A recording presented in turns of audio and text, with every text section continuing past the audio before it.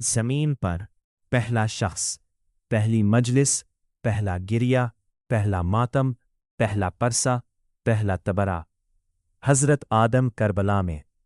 باغ سے باہر آنے کے بعد جناب آدم اور حوا کے مابین جب قدرت نے فراق ڈال دیا تو جناب آدم جناب حوا کی تلاش میں پھر رہے تھے۔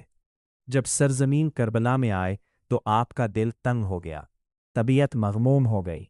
جب مقام شہادت امام حسین پر آئے تو ٹھوکر لگی، آپ گر گئے اور پاؤں سے خون ٹپک پڑا۔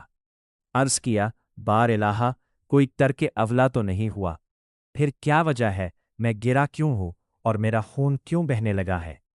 جبریل نے کہا، آدم، یہ سرزمین کربلا ہے، یہی جگہ مقتل حسین ہے۔ اس جگہ آپ کا فرزند حسین مظلوم اور پیاسا ہی شہید ہوگا۔ جناب آدم نے پوچھا، میرے حسین پر ظلم کرنے والے کا نام کیا ہوگا؟ جناب جبریل نے بتایا، یزید ہوگا۔ جناب آدم نے 4 مرتبہ یزید اور اس کے تمام معاونین پر لعنت کی۔ بہتا ہوا خون خود بخود رک گیا۔ 2 جناب ابراہیم خلیل اللہ کربلا میں۔ 1 مرتبہ جناب ابراہیم خلیل اللہ اپنے کسی سفر میں گھوڑے پر سوار سرزمین کربلا سے گزرے۔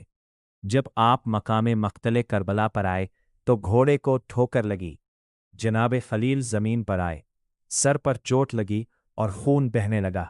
عرض کی، بار الہا، کیا کوئی ترک اولا ہوا ہے؟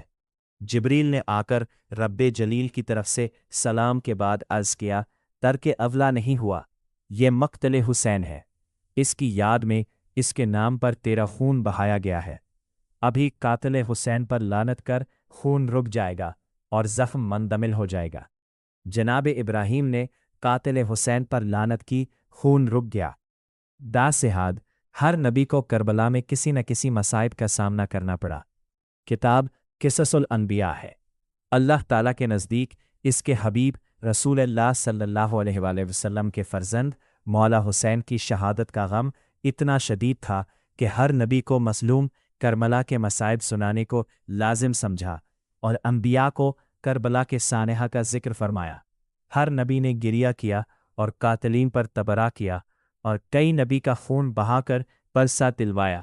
مولا حسین کی مجلس کا پہلا ذاکر اللہ تعالیٰ بذریعہ جبرائیل پڑھتا رہا۔ سن کر کوئی نبی رویا، کسی نے ماتم کر کے پرسہ دیا۔ امام حسین کے غم کی یاد حضرت آدم کے زمانے سے ہی شروع کر دی۔ معاشرہ تشکیل پانے کے بعد شریعت بنتی ہے۔ حضرت آدم اکیلے تھے، معاشرہ تشکیل نہیں ہوا تھا، احکام شریعت نازل نہیں ہوئے تھے، مگر مولا حسین کی مجلس تھی، گریہ تھا، ماتم تھا اور تبرہ تھا۔ بس یا حسین آئے حسین تھا۔ الدمتۃ الثاقبہ جلد 2 صفحہ 50 ہجری 1258۔ بہار الانوار جلد A اردو ترجمہ قصص الانبیاء، اردو ترجمہ علامہ مجلسی۔ مزید ایسی تاریخی پوسٹ کے لیے پیج وزٹ کریں اور فالو کریں۔ Like, share, comments, follow. https facebook.com شیعہ اور محبان اہل بیت